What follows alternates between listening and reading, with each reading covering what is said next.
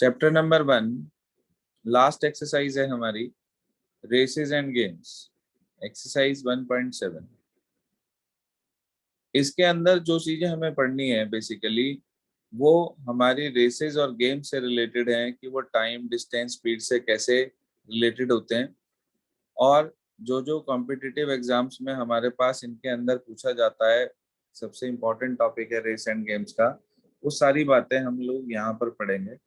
एक आप लोगों का जो टॉपिक है इससे पहले पाइप सिस्टम, उसके डाउट्स हम कोशिश करेंगे एक बार संडे वाले दिन मैं एक बार दोबारा से आपको उस एक्सरसाइज का हिंट दे दूंगा पूरी का, ताकि जिन स्टूडेंट्स को उस पाइप सिस्टम में प्रॉब्लम आ रही है उनके क्वेश्चन सारे क्लियर हो जाएं।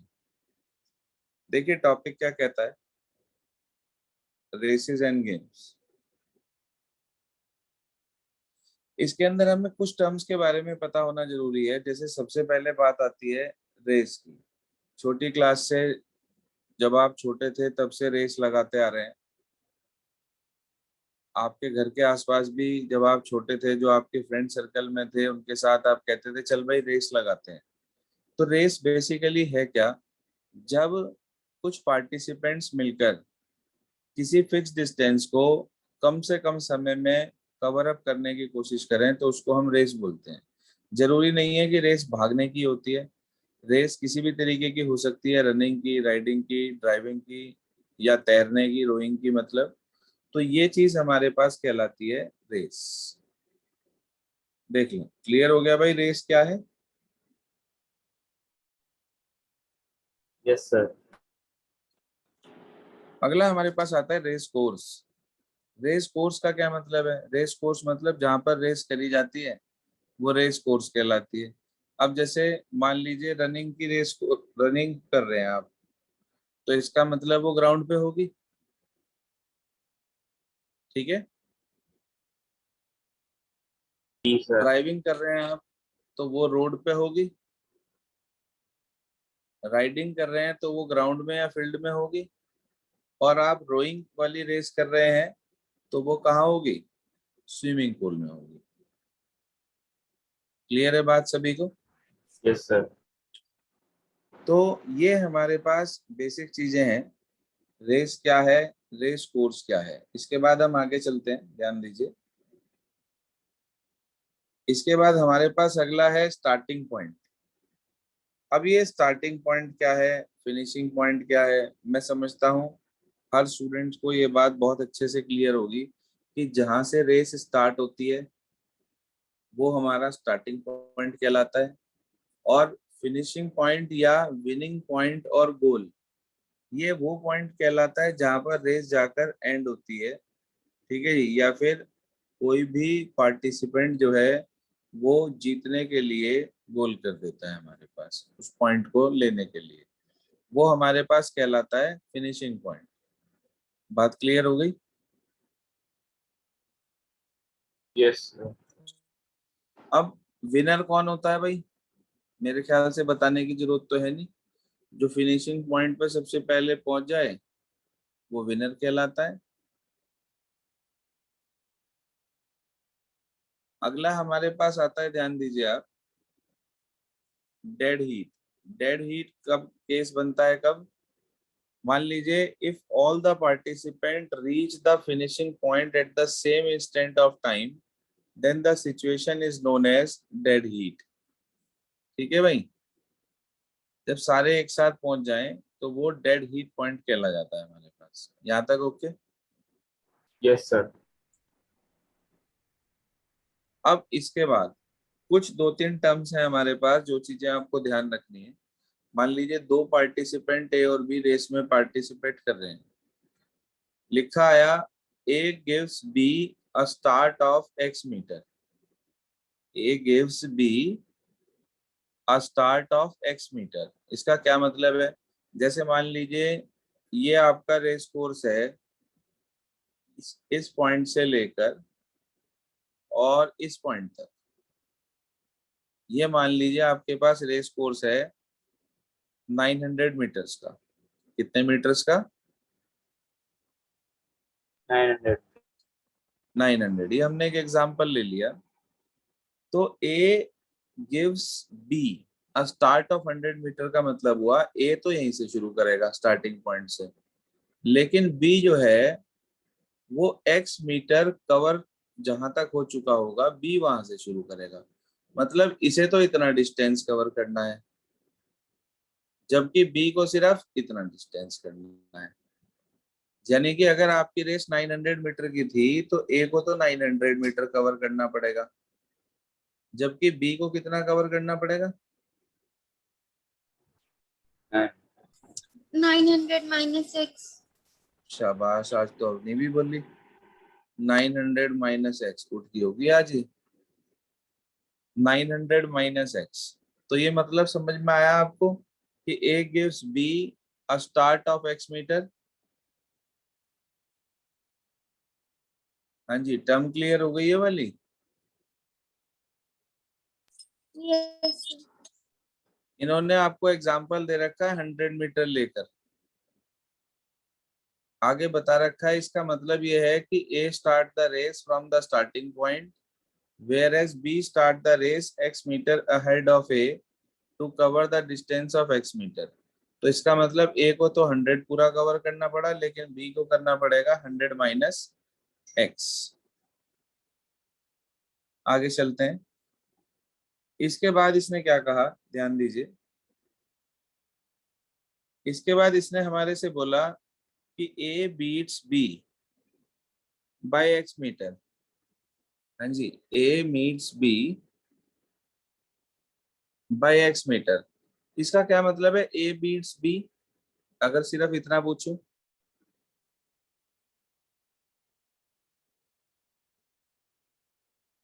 ए ने बी को हरा दिया। A ने B को हरा दिया, बिल्कुल ठीक बात। और कितने मीटर से हरा दिया? X. x मीटर से। इस बात को आप क्रिकेट के गेम से समझो। जैसे मान लीजिए कि भाई इंडियन टीम ने श्रीलंका की टीम को, मैंने कहा 5 विकेट से हरा दिया। इसका क्या मतलब है?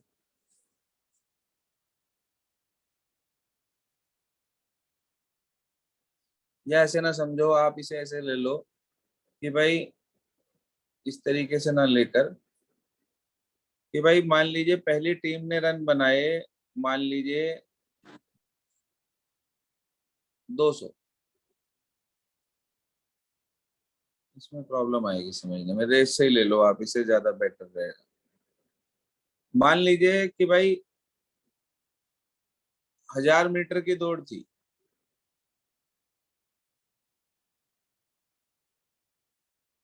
ठीक है। आपसे कहा गया कि A beat B by 100 meter. इसका मतलब जब A हमारे पास फाइनल पॉइंट पे पहुंच गया, फिनिश पॉइंट पर, तो उस केस में जो B था वो अभी 100 मीटर पीछे है। मैंने कहा A ने B को बीट करा बाय 100 मीटर। इसका मतलब A ने अगर पूरा 1000 मीटर कवर कर लिया तो B उस समय तक सिर्फ 900 मीटर ही कवर कर पाया। बोलिए जी, ओके है बात? Yes sir. दरअसल क्रिकेट का एग्जांपल इसलिए नहीं लिया क्योंकि गर्ल्स बेसिकली कम क्रिकेट देखती हैं, तो इसलिए फिर उन्हें समझ में नहीं आती बात। बॉयज को तो जल्दी समझ में आ जाता है, इस वजह से क्रिकेट का हमने एग्जांपल बीच में क्विट कर दिया। जी हाँ, आगे चलते हैं। इसके बाद क्या कहा गया? इसके बाद गेम के बारे में बता रखा है आपको। गेम का बेसिक मीनिंग क्या है, ये एक्चुअली आपके पास जो थियोरेटिकल क्वेश्चंस आएंगे उनके लिए काम करेगा। ये game is a structured form of play. Games are sometimes played only for enjoyment, sometimes for achievement or reward. Games can be played alone or in team. मैं समझता हूँ कुछ इसमें एक्सप्लेन करने की जरूरत तो नहीं है। Yes sir. Yes, sir. इसके बाद हम बात करें आगे की। आगे क्या कहा गया? Winning or losing a game is mainly based on points, goals or runs scored by a player or a team. कि भाई कोई टीम ज्यादा पॉइंट बना रही, कम पॉइंट बना रही, या कम गोल कर रही, या ज्यादा गोल कर रही, या कम रन बना रही, या ज्यादा रन बना रही। इस बातों से डिसाइड होता है कि कोई टीम जीत रही है या हार रही है। आगे कह रहा है game of 100 means person among the participants who scores 100 points first in the winner. Game of 100 का मतलब हुआ कि भाई किसके 100 पहले बनेंगे। Game of 100 means who scores 100 point first is the winner. बोलिए भाई, ये वाला पॉइंट क्लियर हो गया?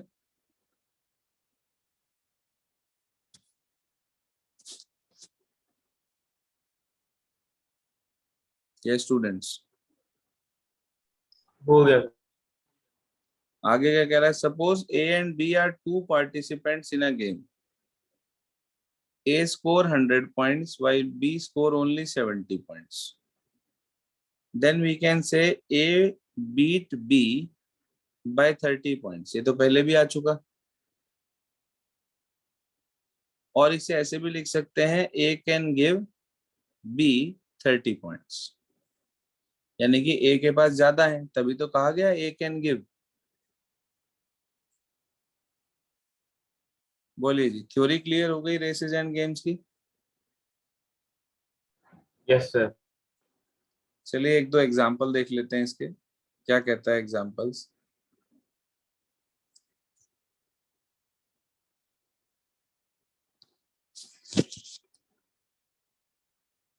जी हाँ, एग्जाम्पल नंबर 1 बेटा कह रहा है ए कैन रन, ध्यान दीजिए, A can run 22.5 metre while B run 25 metre in the same time. बात समझ में आ रही है? Yes sir. तेज तेज कौन दौड़ रहा है? B.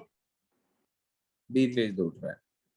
आगे कह रहा है in 1000 metre race find by how much distance B beats A. भाई ये तो कंफर्म हो गया बी तेज दौड़ रहा है। Yes sir. तो आप ये पता कर लो, अब आपको इतना पता चल गया, जब बी 25 मीटर का डिस्टेंस चलता है तो उस केस में ए कितना डिस्टेंस चलता है?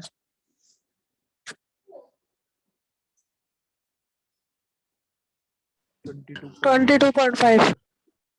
22.5। अच्छा, जब बी 1 मीटर डिस्टेंस चलेगा तो ए कितना डिस्टेंस चलेगा? यूनिटरी मेथड है। 22.5 अपॉन 25। जी। और जब भी 1000 मीटर डिस्टेंस चलेगा, देखो ज्यादा था, कम निकालने के लिए डिवाइड करा, अब कम था, ज्यादा निकालने के लिए फिर क्या करेंगे? मल्टीप्लाई। मल्टीप्लाई। बस इसकी मल्टीप्लाई कर देना आप। तो 22.5 अपॉन 25 और इनटू 1000। बोल लो भाई, 10⁻³ लिख दिया मैंने 1000 को। कर लेंगे सिंप्लीफाई या करके बताऊं? क्या कर लो? तो आप ए का डिस्टेंस कैलकुलेट कर देना। तो आपके पास ए का डिस्टेंस आ गया, इसके अंदर आपको दिया हुआ है 900 मीटर।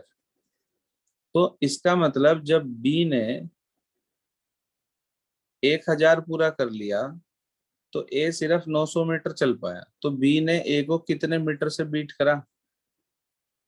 100। 100 मीटर से बीट करा। बहुत सिंपल क्वेश्चन है।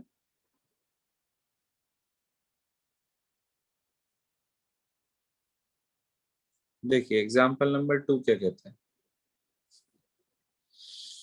कह रहा है in a 600 meter race A beats B by 37 meter और बाय 10 सेकेंड्स। अच्छा, इसने आप देखो ध्यान से, यदि तो दो चीजों के रिस्पेक्ट में ए को विनर बताया, एक तो 37.5 मीटर और दूसरा बाय 10 सेकेंड्स। मतलब बता सकते हो आप इसका?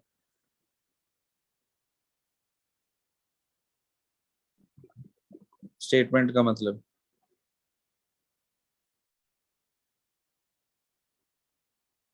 ए ने बी को हराया 37.5 मीटर से और 10 सेकंड पहले।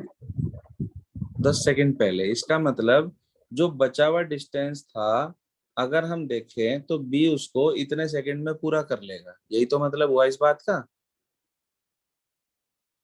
Yes sir.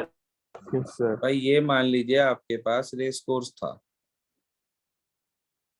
ए पहुंच गया फिनिश पॉइंट पे, जबकि बी अभी 37.5 मीटर दूरी पे था,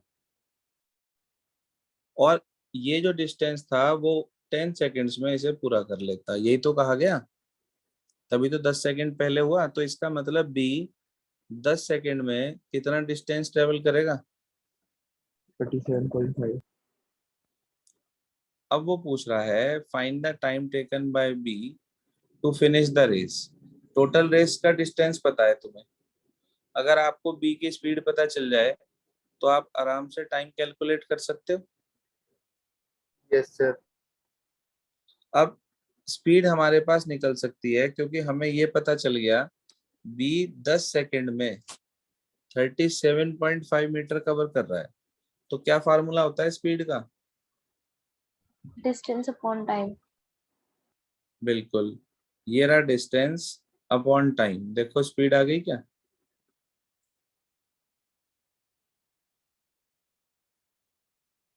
हाँ भाई, स्पीड आ गई क्या? Yes sir. Yes, sir. अब देखो टोटल टाइम आपको पता है, स्पीड आपको पता है, तो डिस्टेंस आप, जो टाइम आपको निकालना है वो आप निकाल सकते हैं। स्पीड पता है, डिस्टेंस पता है, टाइम का फॉर्मूला Distance upon speed. बस वैल्यू रखो और आंसर तैयार। बोलो, कहो तो पूरा करके दिखाऊं।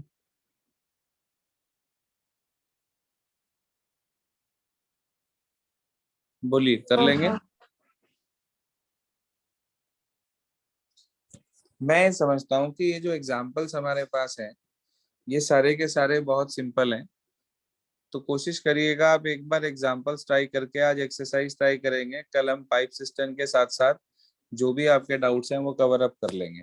लेकिन मैट्रिसेस को रिवाइज जरूर कर लेना, जो 2 4 5 क्वेश्चन आपको ऐसे लगे कि हाँ ये थोड़े कॉम्प्लिकेटेड है, उन्हें करके देख लेना, और जो बेसिक आपको लिखवा रखा है उसे एक बार पढ़ जरूर लेना। ठीक है स्टूडेंट्स? Yes, sir. बस जी, आज के लिए इतना ही।